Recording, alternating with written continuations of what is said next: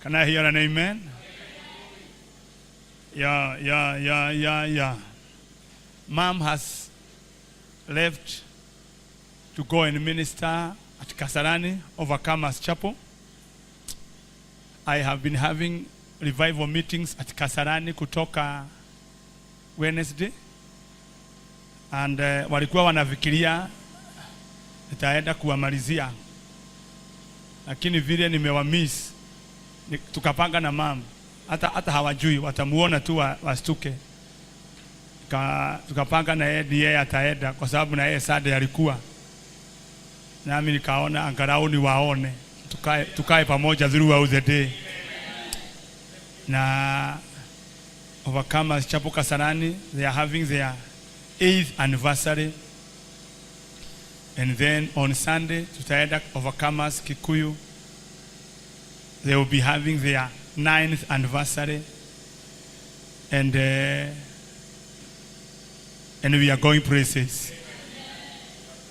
That amen is not convincing. There is something, kuna mambo kadhaa nitawaonyesha. Na kama, hebu niwaambie ukweli, nimehubiri miaka kadhaa. Kama kuna kitu Mungu amewahi nifunulia ya maana, hata kunifunulia mwana wake Yesu Kristo na Roho Mtakatifu. Kama kuna kitu Mungu amenifunza na amenionyesha ni hii. Na hii mkiishika, my dear brother Joseph, you are not only going to succeed, but you succeed easily and fast. Amen. Because that's what I'm believing God for all of you. Kutoka hapa mtaanza kufaulu kwa wepesi na kwa haraka. Let's go to the book of Exodus 17. Na hakuna shida, hiyo mashida ya hiyo kitu kinaguruma hapa hakitagurumia milele. Tutakuwa tunakumbuka tukiwa kwetu. Tutakuwa tunakumbuka. Can you remember the pain we used to have? Can you remember the struggles we used to have? Wakati tulikuwa tunagurumiwa na magurumu hatujui ni ya nini. So anakibia madhi, anakibia alafu arudi. So very soon she will be here. Nataka tumalize haraka alafu tutoe pesa ya pre-wedding ya mwaniki kwa sababu lazima aolewe. Aoe. Atakuolewa. 17 verse 11. Please, Holy Spirit, speak to us, I ask. Please, Holy Spirit. Verse 11.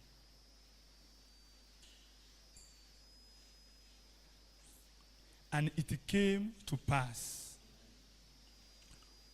when Moses held up his hands, please check that. As long as Moses is holding up his hands, that Israel prevailed. Can you see that? As long as Moses' hands are lifted up for the people of Israel, every member of that house of Israel prevailed.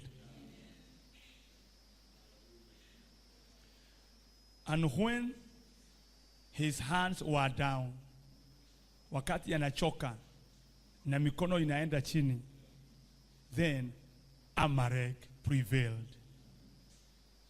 Are you seeing what I'm seeing? Please, angalieni hiyo kitu kwa sababu kuna mambo nataka muone sio tu muone. Wakati mikono ya Musa iko juu, Waisraeli wote wana shida. Mikono ya Musa ikienda chini, nao wa Amaleki, adui wa Israeli, wanapata ushindi. Are you hearing me? But verse 12, but Moses' hands were heavy or were tired. And they took a stone. We don't know who they are. But some people somewhere, they took a stone. Semeni ya amina. Hapa haijaandikwa kama ni wa Kristo, kama ni wa Israeli, ama ni akina nani. The Bible says they. Amen. They. So God has they for you. Hata wewe huwajui, hata wao hawakujui, lakini kwa sababu ya purpose ya Mungu maishani mwako, God has they. Now how? Ni hao hawajulikani ni akina nani. Hao. Yani watu tu wanakuona, wanakupenda bila sababu. They. May God give you they. And they took a stone. Thank you, Father.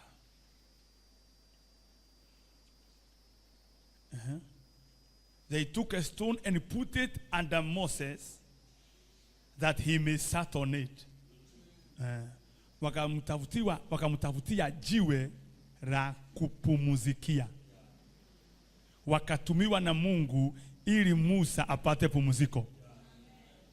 Na kuna watu watatumiwa upate pumziko. Mwadhani wa igoro. Look at this. Then Aaron and Hur or Hur or Huri stayed up the hands of Moses. This how wameandikwa ni Aaron na Hur wakashika mikono ya Musa. Mnaona hii yote? Now look at this. When they did that, the Bible says, and his hands were steady until the going down of the sun. His hands were steady. Mikono ikawa imesimama sababa, lakini sio kwa nguvu za Musa.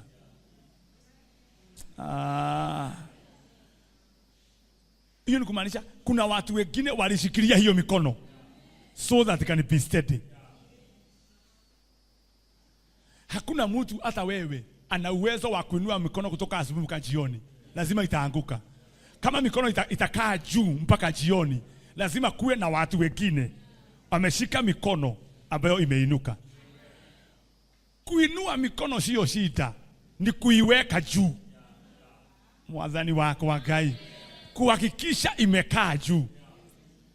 Wewe kuinuliwa sio hoja, kukaa ukiwa umeinuliwa is the question. Until evening. Haya, look at verse 13. Verse 14. No, verse 13.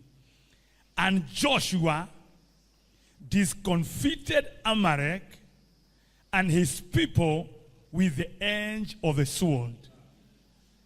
Thank you, Father. Thank you, Father. Let's talk. Sasa kila mtu ashike kitu ya kuandika, tugoke.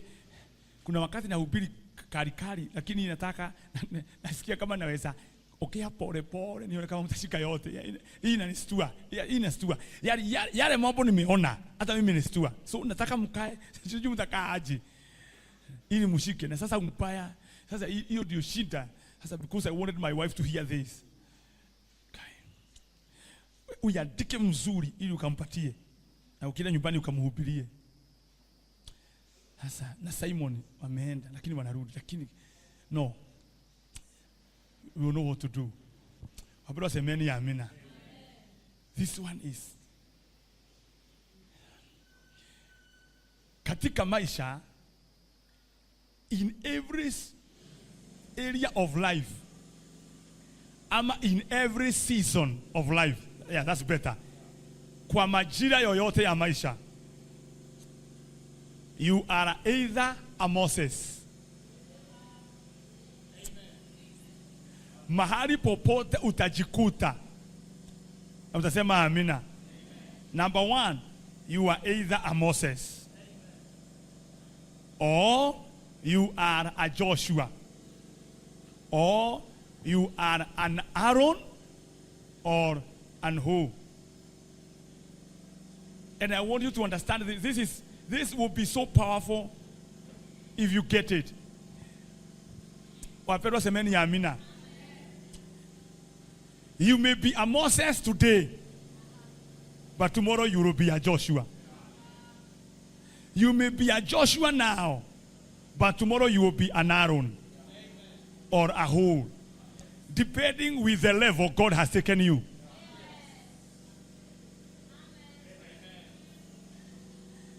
The ability to know where you are, the ability to know your season, and to know in this season I am who, is the key to your success. Wapendwa semeni amina. Do you know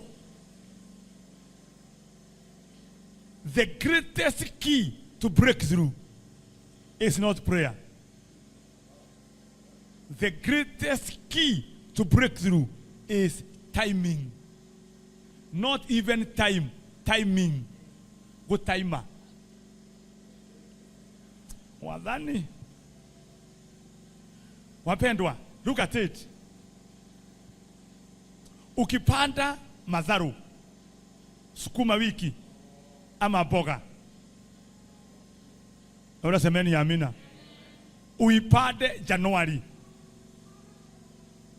ama wakati wa jua. Hata kama utaikula, kabla haujaikula utaifanyia kazi mingi sana. Wadhani wa igoro. Kwa sababu lazima uichotee maji, uimiminie maji, ifike mahali utaifurahia. Lakini by chance ukiipanda wakati wa mvua, utaikula, lakini hautakuwa umetoa jazo mingi sana. What is the difference? Na ni madharo ile. Mpadi ni wewe, madharo ni ile madharo, lakini kuna madharo unaikula ukiwa umemwaga jazo mingi sana. Kuna ingine unakulia without a lot of sweat. The difference is timing. Pero semeni amina. Kuwa in the right place at the right time. Wapendwa, you can be the wrong person, lakini uwe in the right place, utabarikiwa kuliko the right person in the wrong place. My Father who is in heaven. Look at it. Look at it. Jonathan wa Sauli ni covenant brother ya Daudi, na wameingia kwa agano. Daudi utatawala, nyuma yako nitawale. Na kwa agano wameingia mbele za Mungu, lakini imeandikwa wakakubatiana. Semeni amina. Wakalia pamoja Daudi na Jonathan. Lakini walipomaliza kulia, Daudi akaenda kwa kichaka, Jonathan akarudi kwa Saulu. Kwa sababu ya kuwa na Saulu, yule Mungu anatafuta auwe. Mahali Sauli alikufia, Jonathan akafa.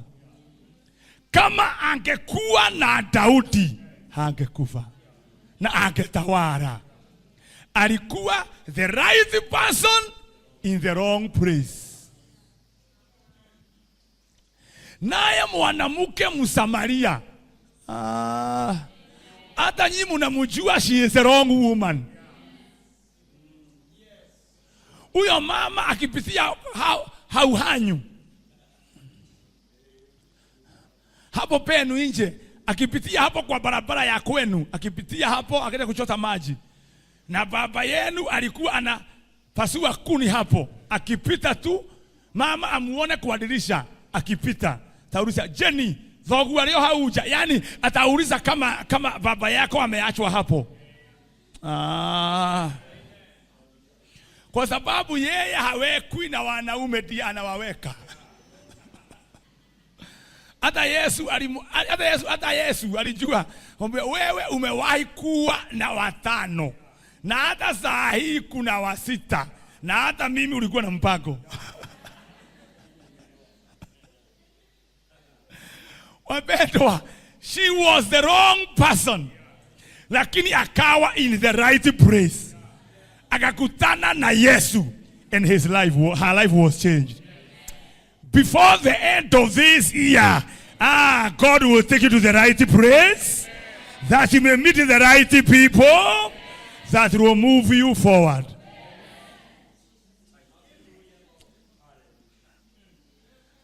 Wale munaamini pointi ikitoa munasema amen. Na wale munaamini zaidi munasema amen kabla ya point, ili niwalipe na point.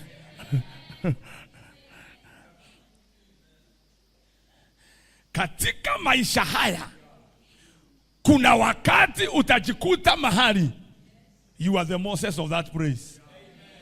Na ni kwa kila kitu ni nyinyi naambia, kuna wakati utakujikuta kwa biashara you are the Moses, kwa sababu kuna watu they are depending on you for them to succeed. Kwa ofisi kuna wakati utajikuta you are the Moses. Na katika maisha haya kuna wakati utajikuta you are the Joshua. Kuna vita inahitajikana ipiganwe, hakuna mtu mwingine wa kupigana, you are the Joshua to fight. Na kuna wakati itafika ukute sio wewe sasa unapigana, na sio wewe Musa, lakini wewe ni Huri na Haroni. Uinue mtu fulani mikono ili vita ishindaniwe. God taught me something that is so dangerous if you can catch it. Alinifunza kitu ambacho kutoka hapa kinanisaidia. Wapendwa, this one is a revelation I have gotten within 1 week and a half. I wish I got it 5 years ago. I would be better. Uzuri wenu mimi naipatanga na waletea. Ubaya mimi hakuna mtu alipata akaniletea. Hiyo ndio shinda. Kama kungekuwa na mtu aipate kama mimi sasa nimeipata, aniletee nikiwa na miaka kama ya love. Imagine how far I would have gone. Nikagundua this is a revelation. God is the source of help, lakini anaileta kwako through somebody.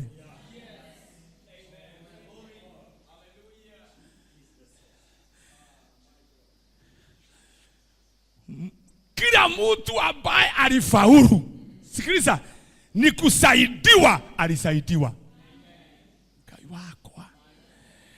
Alisaidiwa na Jehova akitumia mtu fulani. Maombi ile utaomba Christine ni hii: watu wale waliumbwa wakusaidie ili ufaulu kwa haraka. Jehova ni ukanisha na wao. They are called destiny helpers.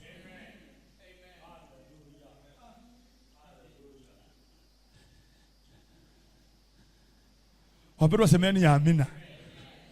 No matter how great a Moses you are, no matter how great a Moses you are, mikono haitakaa juu kama hauna Haruni na hauna Huri. Unaweza kuwa gifted, talented, unaweza kuwa anointed, lakini usipokutana na Haruni wako na Huri wako, utakuwa unafaulu wiki hii, wiki hiyo ingine unaenda chini.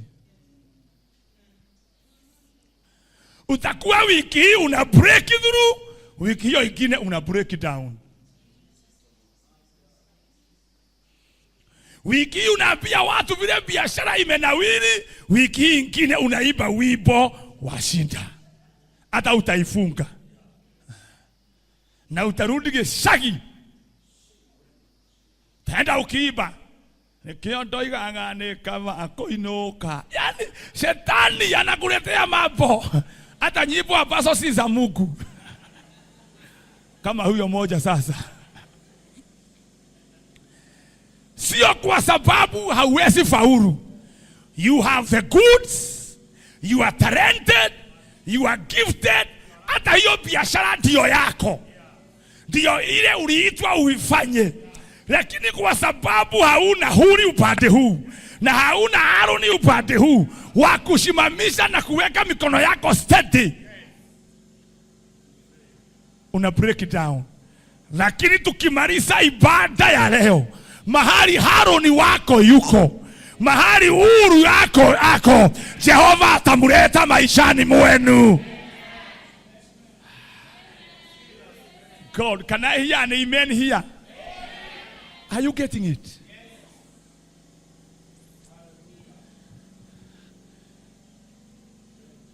Naye Joshua, that man is a great warrior, anointed with a sword.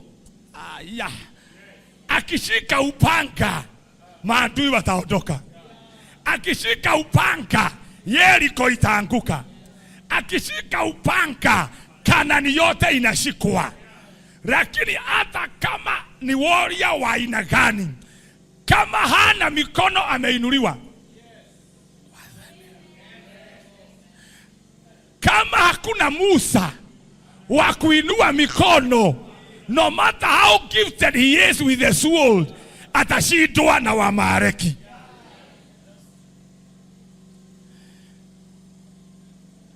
Hashindwi kwa sababu hana upanga.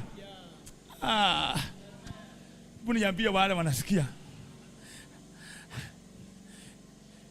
Si ya kwamba ametenda dhambi, si ya kwamba ana makosa. Upanga, the sword is sharp. Upanga ni mkali, na si ya kwamba ana udhaifu. No. Mjamata sasa anaweza pigana, lakini no matter how good you are with your sword, kama hakuna mikono umeinuliwa, your sword will frustrate you. There is nothing as frustrating as being a warrior like Joshua, and you have a sword on your hands, but you have no results. The sword is not bringing you results. Unayo gai wako, una capital, una biashara umeiweka, lakini you cannot see the results. Hakuna kitu hauna, lakini enyewe hauna results. Kwa sababu ili upate results, lazima kuwe na mikono imeinuliwa on your behalf. As you are Moses, today I lift my hands on your behalf, that you may have results. Holy Ghost, please help me.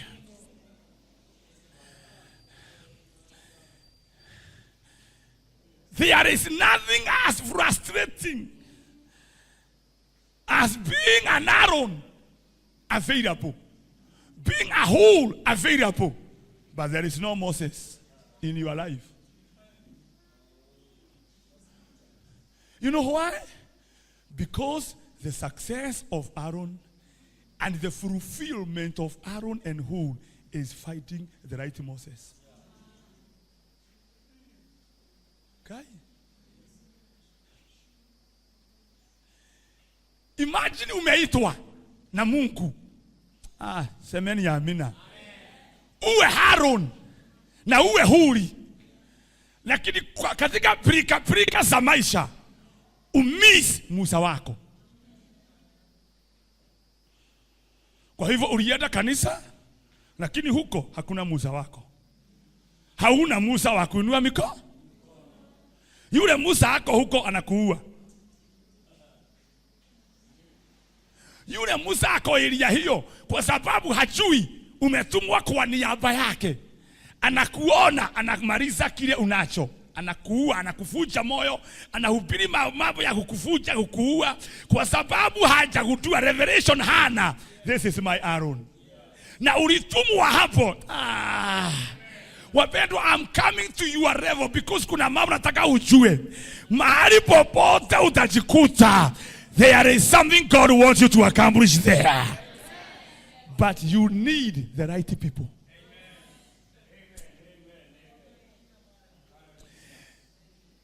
dunia kuna watu they have great potential ya kwenda mbali sana, lakini hawataenda kwa sababu ya mahali walijikuta na hawana revelation ya kutafuta Musa wao.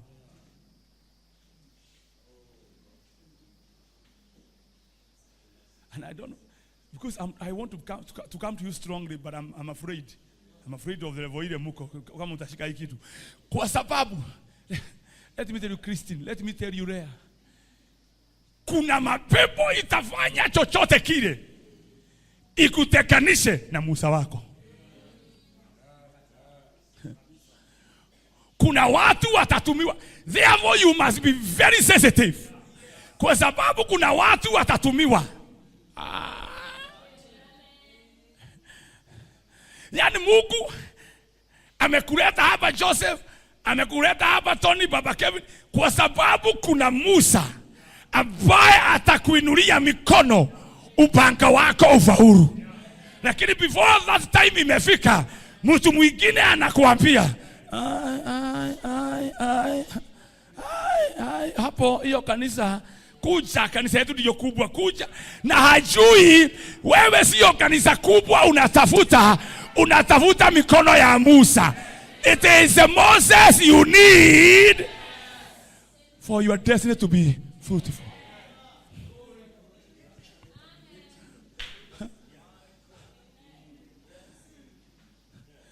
I'm trying to tell you very carefully, by the grace of God.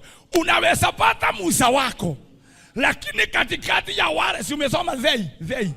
Katikati ya Musa kuna mazei. How mazei, they can stumble you. Wanaweza kuwaza wewe uone kama hasikuitwa hapa, na kama huyu Musa si yule, kwa sababu kuna they wamekukwasa. Lakini as long as you are an Aaron and you are a whole, wacha kuangalia they, focus on Moses. Focus kwa yule ulitumwa for your rising.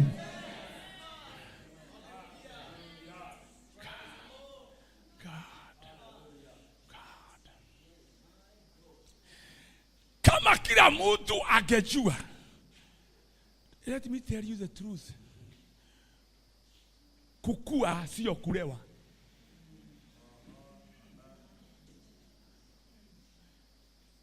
Kiswahili sina. Mudu gukura na kagimarari ti ati ni murere. Wapendwa, si chokora wanakuwa. Si hata wao wanakuwa wakubwa. Si hata wanazaa. Hiyo ni kumaanisha walilewa.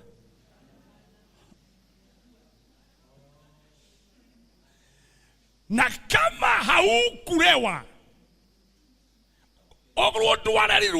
kama hakuna mzazi alikulea akanakuambia this is the way to do it here, this is how to go about it, hata wewe hautalea. Unaweza zaa lakini hauwezi lea.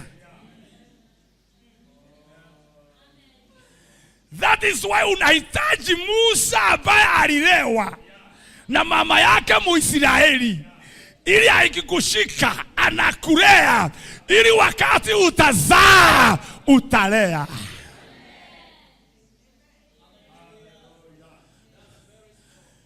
Because your father will circumcise you, but other bastards will castrate you.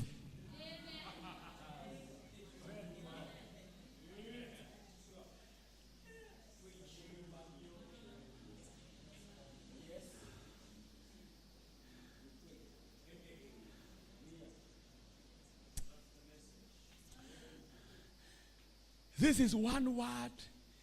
If it lands in the right hearts, I can be sure your destinies will be okay. For us, amen, amina. Nataka kuwaonyesha ushindi ulitoka how easy walishinda. Kwa sababu kulikuwa na Musa.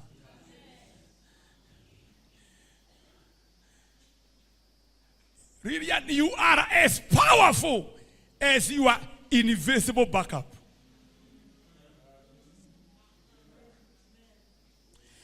Sio lazima Musa wako muwe na yeye ukipeleka kilori ya mafuta.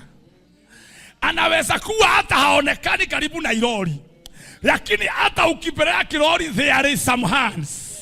Kuna mikono imeinuliwa juu yako, inasema lazima afike, lazima afaulu, lazima asonge mbele. You are as powerful as your invisible backup.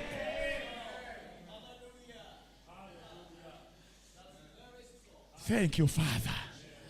Unahitaji Musa, semeni amina, ili nanse ukitoka hapa ukielekea Kampala, sio lazima Musa awe kwa hiyo basi ili ufike na urudi. Anaweza kuwa hapa kanisani ameinua mikono. Akiwa ameinua mikono, haijalishi vile shetani yamepanga kwa barabara, lazima huyu Joshua afike. Why? There is some hands lifted up on his behalf.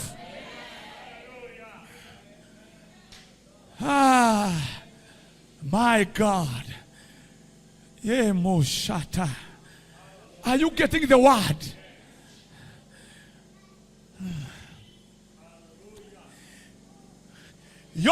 Musa alipoona kuna vita, because life is a fight. Guy, kama kuna kitu utapokea, it will not come with a silver platter. Kama familia itasonga mbele, kiroho utasonga mbele, financially utasonga mbele, be ready for war. Be ready to fight. Wapendwa, semeni amina. Chochote umehaidiwa, lazima uipiganie. Abia jina, lazima uipiganie. Unafanya nini? Lazima Lilian upiganie. Chochote, listen, ni chako, lakini lazima upiganie. Mama Kevin, ili hiyo familia ikae na amani, fight for your peace. Mutikoje na amani nyue. Na unagwa we. Utamewani yeo. Yona kana kusogora asuka. Wapendwa, unajua mtu akiwa na mewani huwezi jua kama analala kama halali. Unajua miwani inafunika macho. Wapendwa, semankeni amen. Vita ikatokea. I want to show you this ili niwaondokee. Time inataka kwenda haraka na sitaki iende hivyo. Wameelekea Canaan. Semeni amina. A land flowing with milk and honey. But before they got there, they met some Amalekites. Wapendwa, kabla haujarithi urithi wako, before you possess your possession, there are some Amalekites to defeat.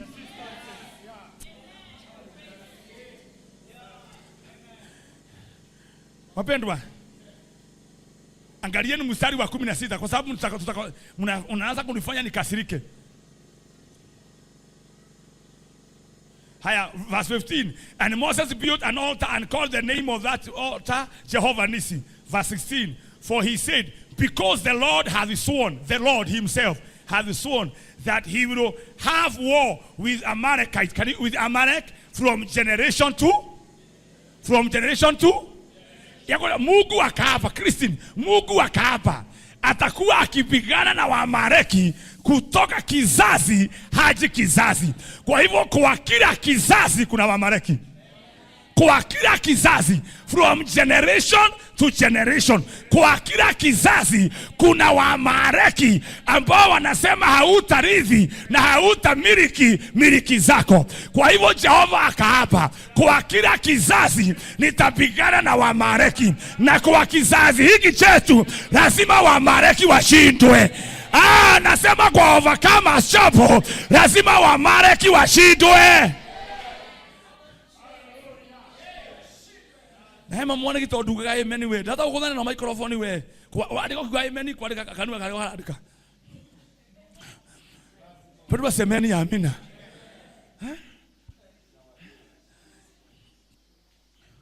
Wako karibu sana kupokea ardhi yao, lakini Waamaleki wakatokea. Wakasema hamufiki huko. Mungu anasema utafika. Leo pepo ingine inasema hautafika. Tutafika. Nasema tutafika. Inua mkono sema nitafika. Mungu anasema utakuwa milionea, na daimoni ingine inasema utakuwa masikini. Nimekataa. Lazima nitapokea my millions in the name of Jesus. Amina. Now, when Amalekites came, Mungu akatengeneza strategy ya vita. Za kuonyesha hii kitu haraka muondoke. Kaambia Moses, chukua your rod. Chukua ule mti wako. Your staff. Kama mngekuwa mnasoma Biblia hiyo yote mngekuwa mmeshika haraka. Ule mti alikuwa nao Misri, akaenda nao jangwani, semeni ya Amina, akaambiwa weka chini, ukawa nyoka, akauchukua tena. Inakuwa staff. Guy, kama na mwenye ke staff. This staff always changes.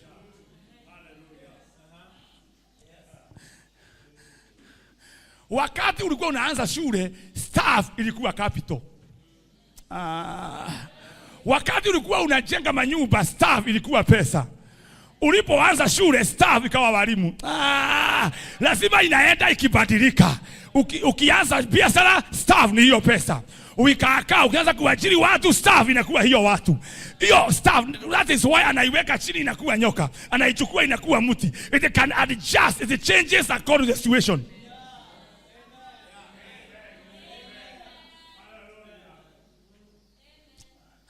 Akapanda juu ya mlima na that staff, that rod. Haya, semeni ya Amina. Naye Joshua akaambiwa, enda kwa vita. Amen. Beba wa Israeli muende kwa vita. Na muwe na your swords. I'm saying something dangerous.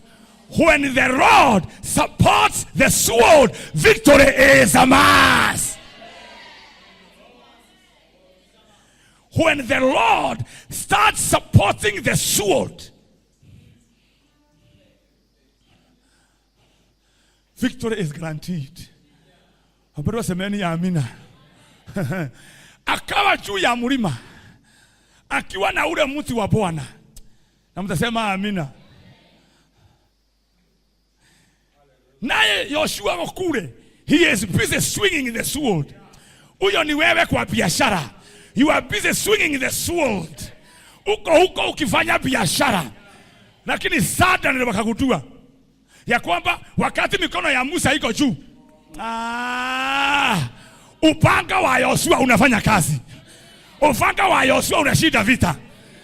Easily, very easily. Akirusha upanga kunaonekana kuna shingo imeenda. Gaiwa iguru. Oaiki ya roho hiyo uko na mtu mwana wa teo. Akirusha upanga mwingine kuna kichwa imeenda. Lakini sawa, then they discovered kuna wakati unafika hata akirusha sword hakuna ina miss. Anarusha sword hakuna adui anakufa. Wakashindwa ni nini? Inakaa kama dakika 10 bila kushinda.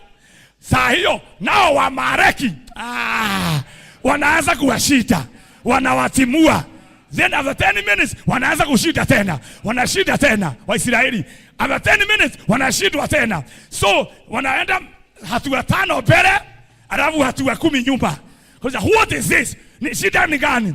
Mtu mmoja akawaambia, ukiona ukishinda, si ya kwamba ni upanga peke yake. Ni upanga umenyoshewa mikono. Ni upanga umeinuliwa mikono. Oh, somebody shout yes.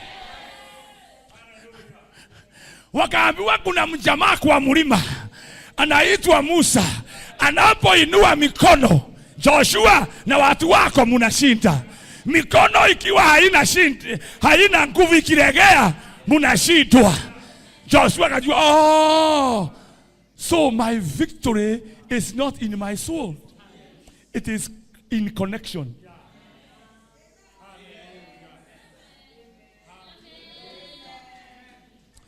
My victory is not actually in the sword.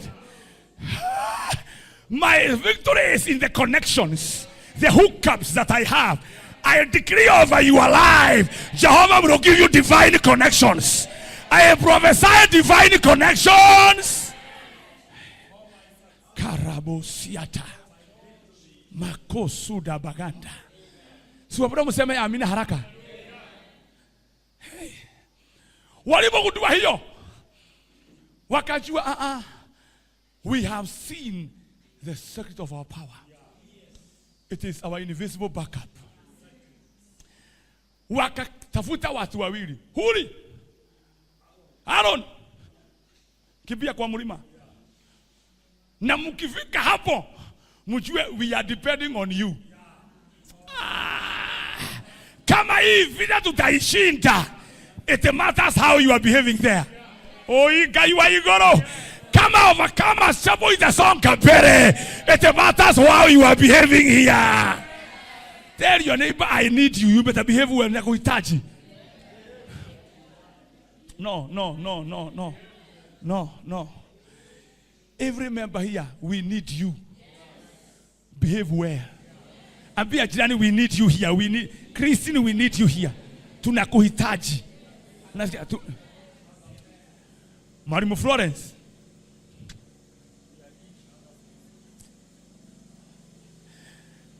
Anaambiwa simply, Harun, mimi ndiye Joshua na hawa Waisraeli, ushindi wetu uko kwa hiyo mikono.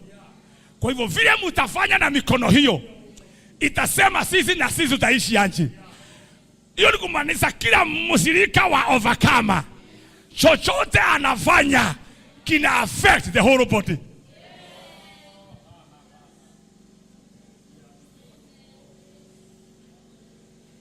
Kwa hivyo ukichelewa na kanisa, you are hurting the whole body. Kwa hivyo ikuja hapa uanze kulala, you are hurting the whole body. Kwa hivyo ukikosa ibada kama leo, you are hurting the whole body.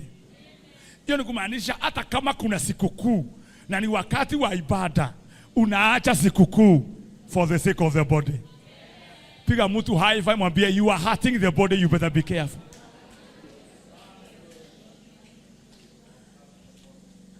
Na shetani ni mbaya kiasi ya kwamba anaweza fanya Huri na Haruni wakatae kuinua mikono ya Musa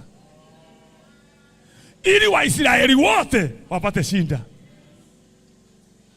Kwa hivyo wakati wowote unaona Teresia una miss service, ate watoto wako walikuwa wanakuja kutembea, ujue ni Haruni moja na Huri moja wamekataa kuinua mikono ya Musa, kanisa isisonge mbele. Wakati Monica unakuja unakaa hivyo, unakuja umechelewa, alafu unakuja unakaa with a wrong face as a sign that you are going, you have a wrong way to go. Ni Haruni moja na Huri moja. Wakati naambiwa ni wakati wa kurukia Bwana, na wewe umefura. Rukia Bwana, rukia. Ujue vizuri ni one part of the body that is hurting the whole body. Hiyo ni kumaanisha kama uko hapa na wewe ni bwana ya mtu, wakati wowote baba Kevin umeshikwa na mori kwa sababu mama alikataa kuokea na wewe umekataa kununua uka, ujue you are hurting the whole family.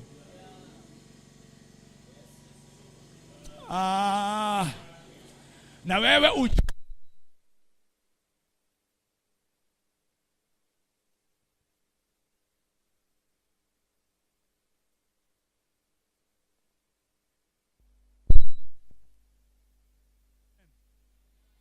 nasema kila kiumbe kiseme amen.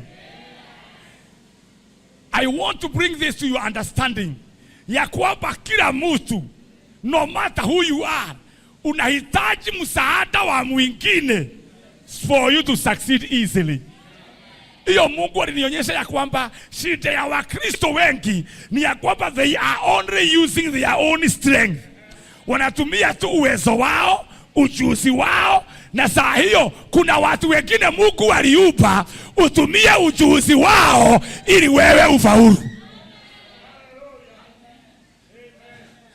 Hebu niulize huyu mwalimu kwa sababu mke wangu hayuko. Which is your good subject? Unafunza nini vizuri? CRE. Haya. Shule ni CRE peke yake? Kuna mahesabu? Wewe ni mzuri kwa CRE. Lakini ili ufaulu na hiyo shule ifaulu, utatafuta mtu mwingine. Hata mahesabu unajua kadhaa, lakini kuna watu kama Julius Mung'ara. Julius Mung'ara akikufunza mahesabu, yeye na mahesabu ni chana na pete. Naye mke wangu akikufunza Kiingereza, lazima upite. Na mimi nikishika Biblia,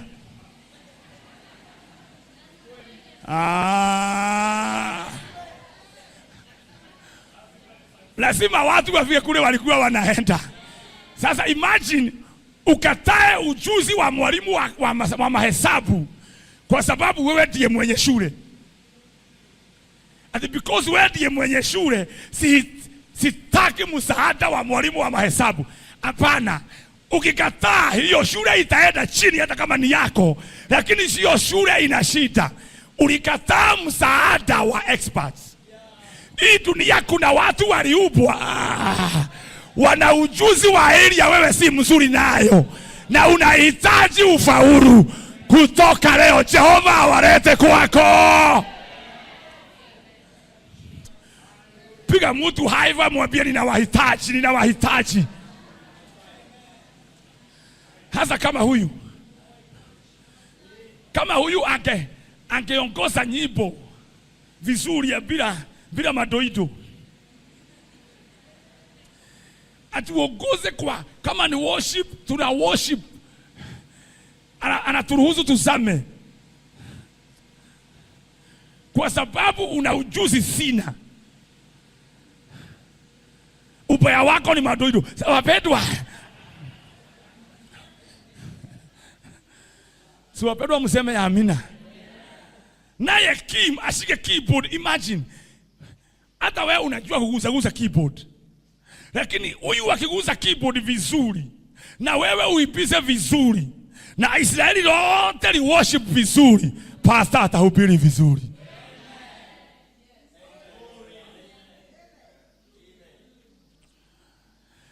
Lakini mmoja wa hao akimess, the whole cycle itakuwa na shinda. The whole cycle. That means we need each other to succeed easily.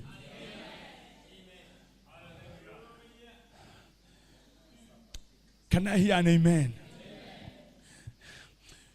Kuna kitu nataka muone ili niwaondokee. Haroni na Huri wanaweza onekana kama kazi yao si ya muhimu, lakini wapendwa, si Israeli imejaa watu waliandikwa kwa Biblia,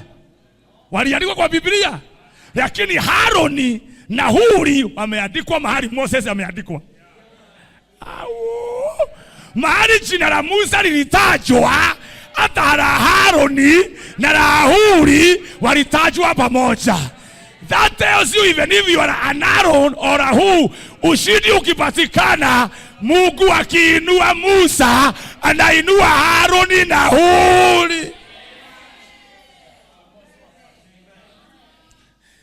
That means, Joseph, if you find your Moses, lift his hands. Leo ukiingia overcomers, upate Pastor Summit ya Musa wako. Hata kama haujapatiwa microphone hapa, wewe inua huyo Musa mikono, kwa sababu anapopanda hata wewe unapanda. Oh, hallelujah. Sio lazima upande kwa madhabahu, utapanda kwa biashara, utapanda kwa kazi yako, utapanda kwa karia. Nimeinua mikono niseme mpande kutoka hapa, muinuliwe kutoka leo. Somebody say yes. Lakini ili upande, lazima upate Musa wako. The reason why people dry up, they dry up because they don't have a Moses. Ameinua mikono juu yao. Unaona mtu alianza na nguvu, anaanza kama getungati, lakini on your way there, anointing inafifia, inaisha. Wamareki wanakushinda, ni kwa sababu uli disconnect. Na yule Musa akiinua mikono lazima ushinde. I pray for all of you. Never disconnect with your Moses.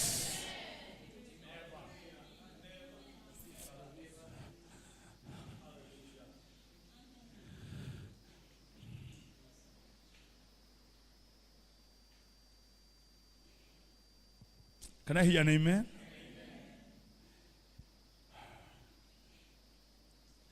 Now I want to show you this. I have two more things niwaonyeshe niondoke. Christine, kabla adui haja kumaliza, what the devil does, before he can finish you, he first of all destroys your helpers.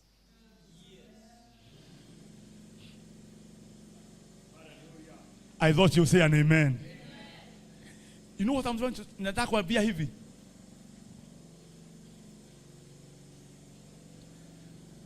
Kuna shetani ili akushike lazima aguze yule mama. Wakati mwingine hata si mama, ni wewe unatafutwa. I wish God can give you the wisdom. Guys, unaona mambo inafanyika, unafikiria ati ni ujinga wa wamama. Si ujinga, ni wewe unatafutwa.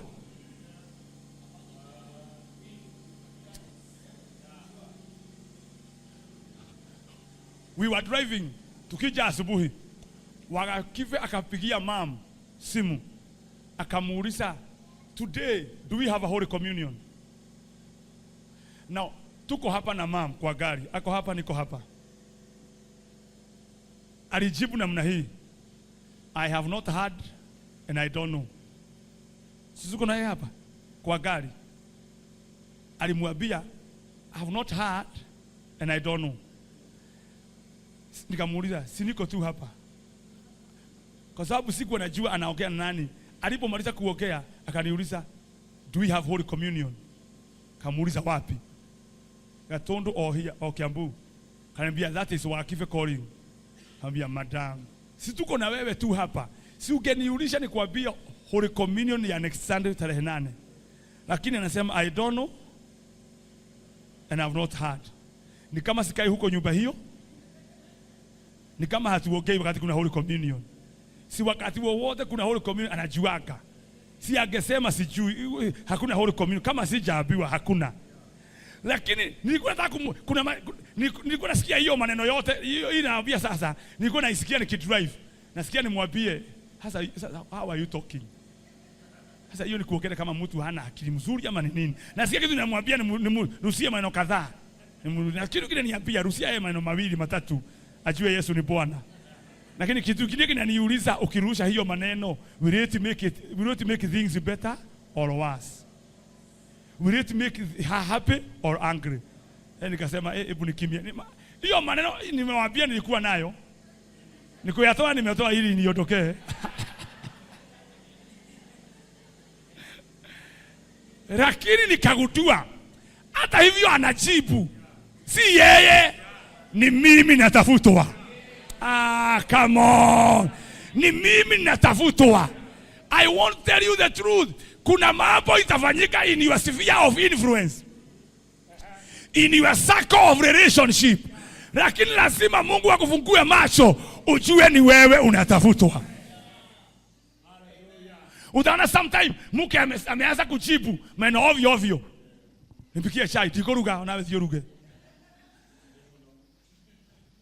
Unafikiria ni kunyeta, lakini ni wewe roho yako inatafutwa ili uende kazi ukiwa umenuna. Si kunona. Huwezi kosa chai unone. Uende umefura ili ukuje kanisani ukiwa unataka kulaani mtu. Wapendwa, this is the point. Kabla adui haja kumaliza wewe, atamaliza your helpers. Therefore, what you must do, don't only pray for yourself, pray for all your divine helpers. Nani si mtu? Haya, mwalimu. hao walimu wako huko lazima unawaombea kama ni watoto wako. Kama vile unaombea watoto wa shule waletwe, God bring me more students. Ukiitisha watoto unaomba, God give me the right teachers. Na wakija, God protect them, keep us in unity. Kwa sababu walimu watatu wanaweza panga hiyo shule imalizike. Wanaweza tumiwa, lakini ni wewe unatafutwa. Nimwegwa kitu. Kuna rafiki ya ndugu yetu Paul anaitwa Epafrodito. Katika kitabu cha Wafilipi. Ni yeye alipatiwa sadaka ile kanisa la Filipi lilitoa apelekee Paulo in cells akiwa huko jailed in Rome. Alipopeleka pesa kukaa na Paulo akawa mgonjwa. Read the book of Philippians chapter 1. Akawa mgonjwa karibu akufe. Lakini Paulo aliandika akasema, ninamtuma Epafrodito ndugu yetu, yule mfanyikazi pamoja nami, a co-laborer and a soldier of Christ. Na munisikia alikuwa mgonjwa, ni Paulo anaandika. Na alikuwa mgonjwa karibu akufe. Nasema na hivyo. Lakini Mungu akamhurumia. Now please listen. Na si yeye alihurumia, ni mimi alihurumia, ili nisiwe na sorrow upon sorrow. Mamuti na igua. Ati nake Ngai yake muiguira tha. No tiwe ti Epafrodito aiguireire tha. Neni aiguireire tha. Ndikagie na kieha iguru ria kieha.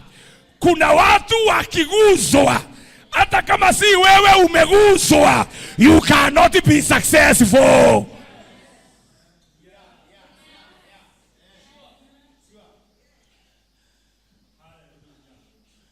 Paulo akajua na shetani akajua, kwa sababu Epafrodito ndiye anaweka Paulo nguvu. Nitamguza so that Paul will not be effective. Kuna watu wanaweza kushwa na shetani so that you may not be effective.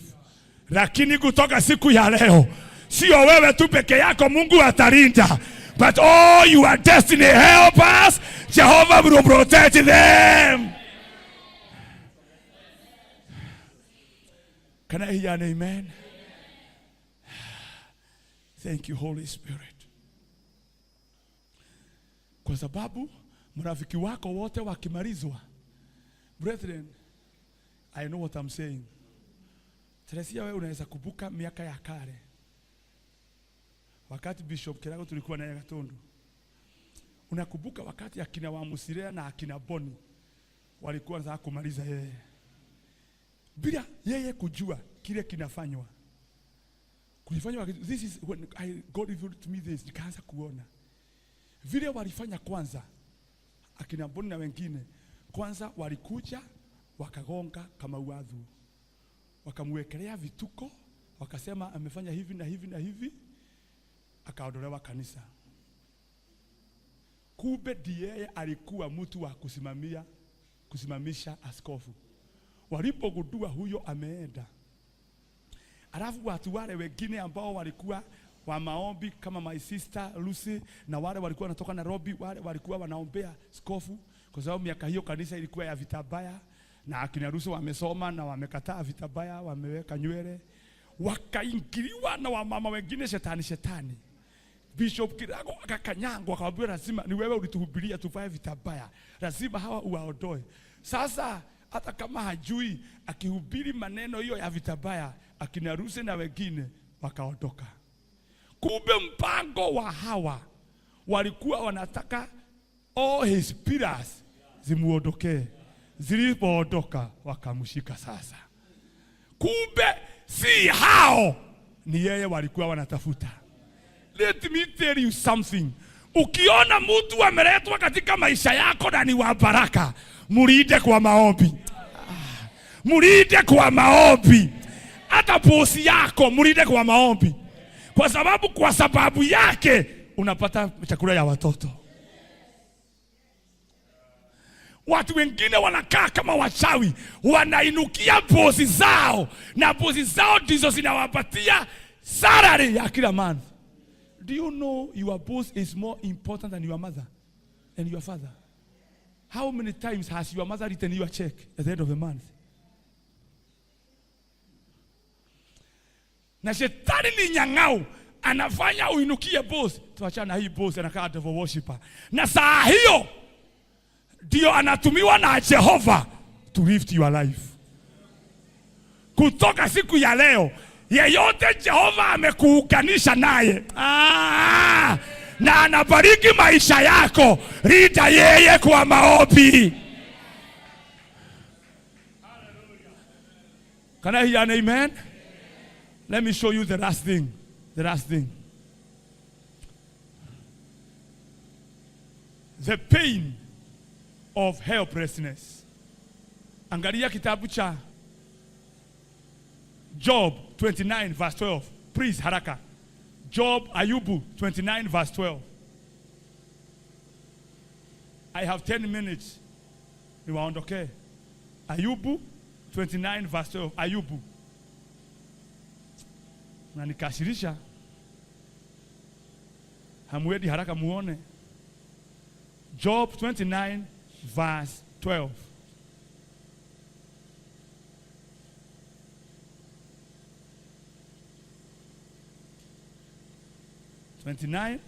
Verse 12. The Bible says, because I delivered the poor that cried and the fatherless. Please, I want all of you to see the last statement.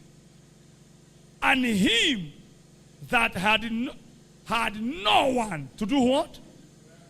To help him. Nataka uone hiyo ya mwisho. Ya kwamba Ayubu alipokuwa akitembea, asemeni amina, akakuta watoto yatima wakilia, and he delivered them. Akakuta masikini wanalia, akawakomboa. Lakini kile kilimuguza sana ni alipokutana na watu wengine dunia hii hawana mtu wa kuwasaidia. They are gifted, but they have no helper. Talented, but they have no one to help them. Gifted in business, but nobody to show them the way. Mtoto ni genius, hakuna mtu wa kumsomesha. Msichana ni mzuri, hana mtu wa kumuoa.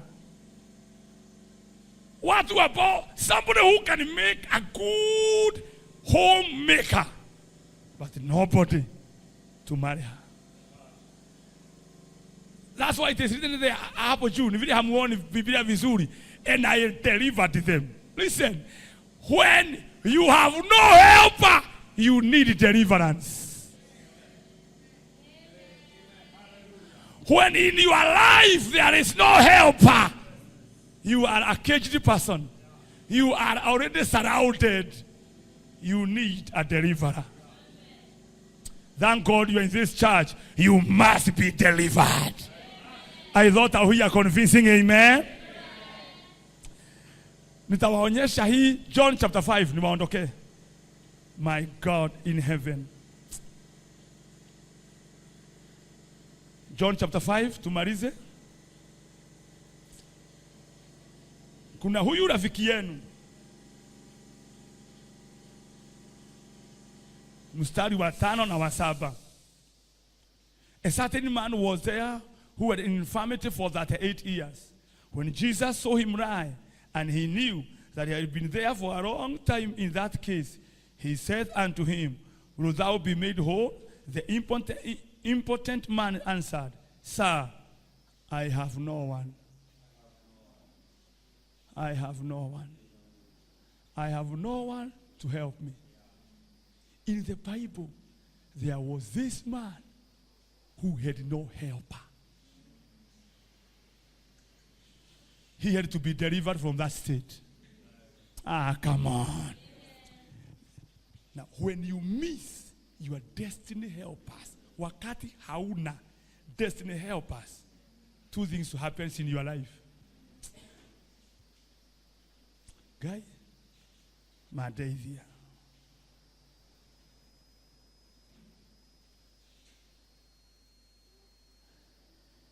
You stay longer in the same condition when you don't have destiny helpers. Unaishi miaka yako karibu yote in the same condition. In the same? In the same condition. Ulimarisha shule, yes. Lakini mahali ulimarisia form 4, hapo ndio ulikaa. Hakuna kitu imeongezeka maishani mwako. Hakuna kosi imeongezeka, hakuna nini. Why? No destiny helper. Unaajiriwa, unakaa kwa the same level mpaka unaretire. Why? No destiny helper. Unaoa mkiwa kwa kanyumba moja, self confused, mnazalia hapo, mnakufia hapo. Na hata mtoto wa msichana wako anakuja kuolewa, anatolewa hapo ya kukodisha miaka yako yote in the same condition. The only problem is no destiny helpers. That will not be your portion in Jesus' name. Amen. You stay longer in the same position. Wapendwa, after this tunatoka position hiyo. Nasema wewe unatoka position hiyo. I'm saying you are coming out of that position. Katika jina la Yesu Kristo. Number two.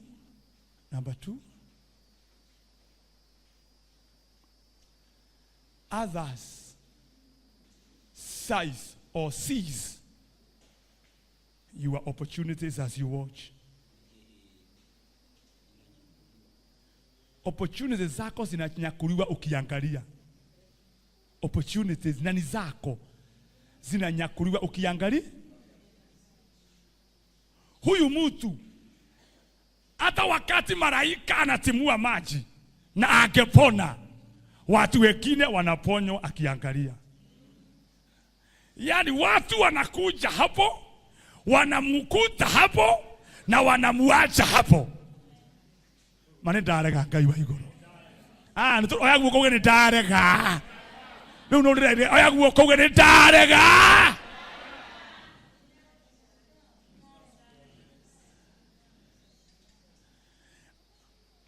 Unazaa mtoto ukiwa level hiyo, anasoma, anamaliza university, anakuacha mahali hapo, unamuona amesoka mbele lakini uko tu hapo. Hiyo pepo nimekataa sana. Yani watu wanaokoka, wanaingia overcomers, wanabarikiwa, wanakuacha hapo. Ni kama hii mwaneki. Kwa sababu ilikuwa imeona maajabu katika maisha. Wakati alikuja kwa ibada ya Tondo, kuja kwa ibada, akakuta nikihubiri, akasikia hii maneno, aliuliza wale walikuwa wamekaa na wao, muigua go, mnaambia kwa maneno kama haya na mnakaaga hapa na mbadiliki, mnashida kichwa nyinyi. Hiyo sadikini akaja, akasikia gai kwera kuoro huo sati na mliogo huko inywe hamubadiliki. Akawaambia, now you will see. Si yako hapa. Mose maniki tulipokutana how many years now?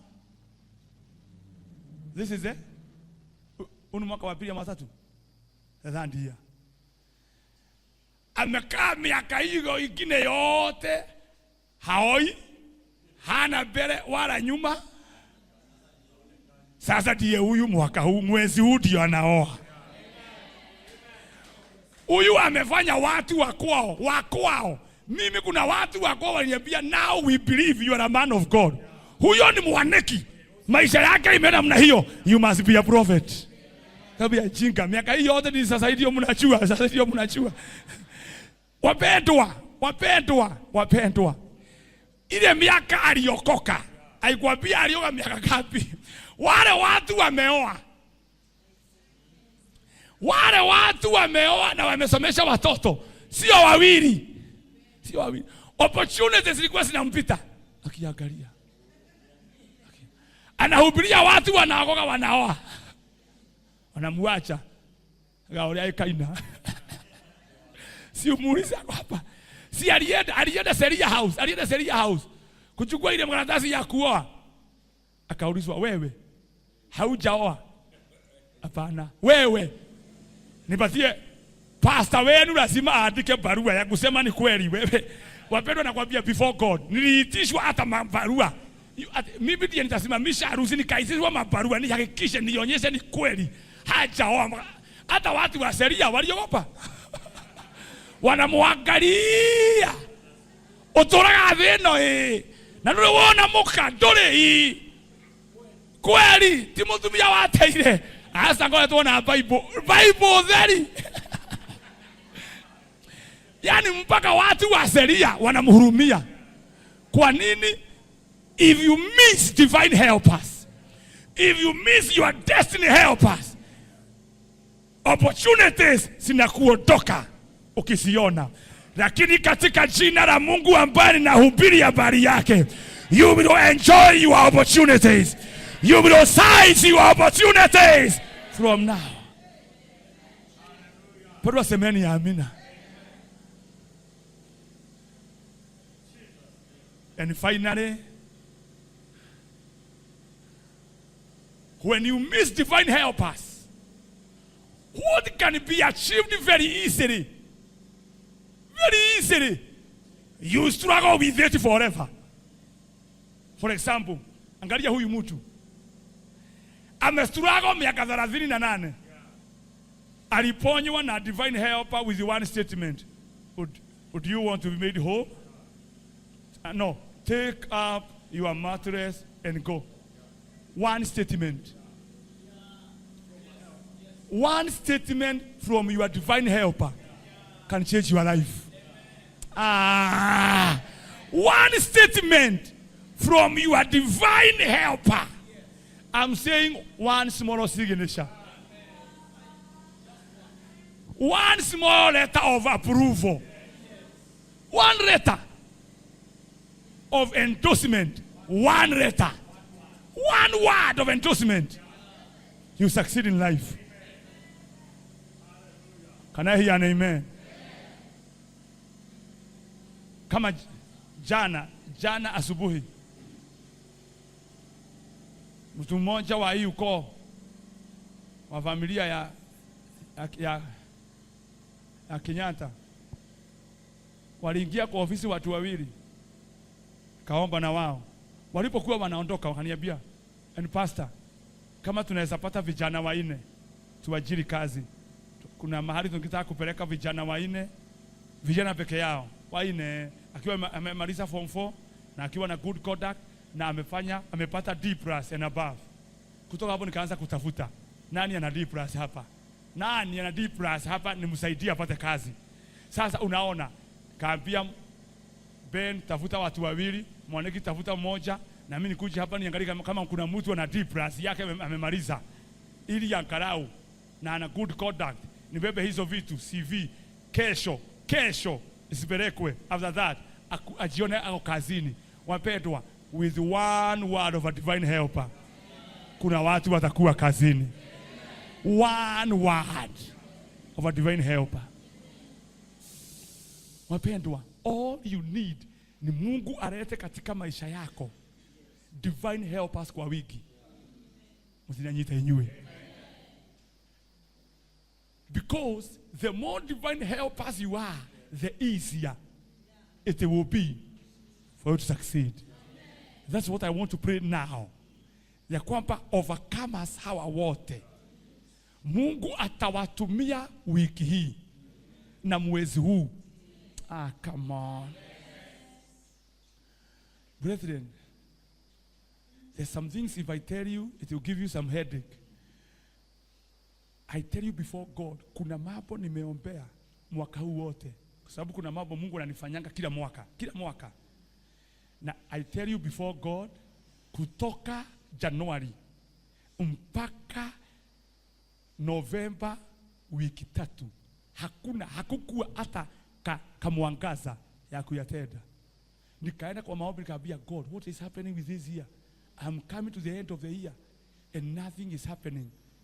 Kile unanifanyanga hapa sioni. Do you know what? This week inaisha leo. How walikuja kwa ofisi. Ambia, man of God, this and this and this is happening. We would want to help you. Can you do this and this and this? Jana jioni nikiwa huku nilikuwa napigwa simu, kuja uchukue vitu vyako hapa. Kisema hapana, niko Kiambu. Zinaletwa saa 11 jioni ya leo. Mambo yale yote nilikuwa ninataka, Mungu ameyafanya 10 times.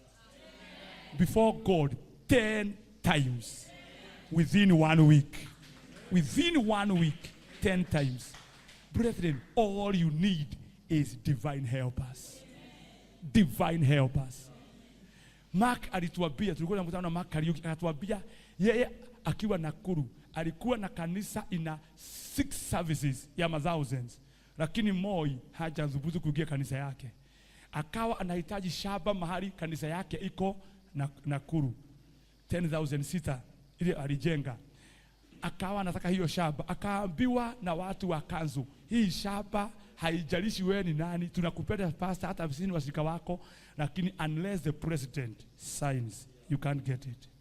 Yeye hajaingia kwa president, hawajuani, lakini yule mhubiri wa Kabarak ni rafiki yake. President hawajaonana, hata Moi hajui Mark kama ako hai, lakini yule anahubiria Mark. Na Mark alituambia, nikagundua nina upako wa kuleta multitudes, lakini sina upako wa kuleta Moi. Kuna mtu mwingine hana upako ya watu wengi, lakini ana upako wa kusikilizwa na Moi. Anaweza kuwa hana washirika wengi, lakini Moi ni hao wengine wote. Akampigia tu simu moja, akamwambia nataka hiki na hiki na hiki. Akaniambia niletee hiki na hiki. Akaleta. Alituambia mimi sikuonana na Moi mahali, na hakuna mahali tuliokea na Moi, lakini niliitwa nikiwa kwa ofisi na wakubwa wa council. Nikaambiwa come to our office right now. Nikafika, kaambiwa sign here. Nikasign, kaambiwa take it. All these 10 acres Moi amesema upatiwe. Hawakuonana. Hakutoa hata dururu, but because of one destiny helper akapata hicho. Kuna watu waliubwa na Jehova to connect you with the greatness. Lazima wakuje. Wapendwa, lazima wakuje. Niwe yao lazima wakuje. Nasema wiki hii lazima wakuje.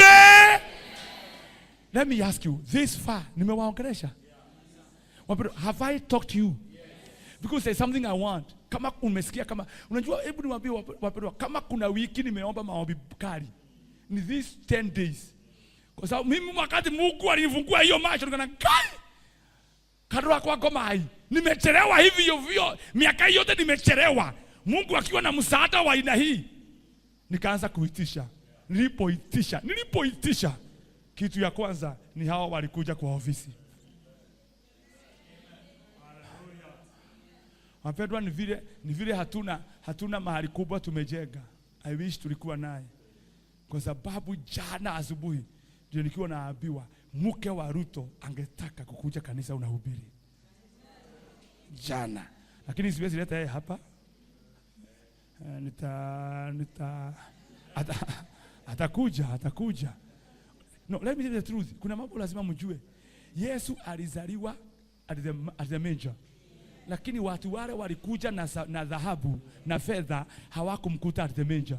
Bible says they entered into the house. There is a place where you must be for gold to come. Kuna level lazima uingie. Mkisikia nikiwaambia lazima tupate our own place we reach. Because for gold to come. Dhahabu zije. Lazima sikute uko kwa nyumba.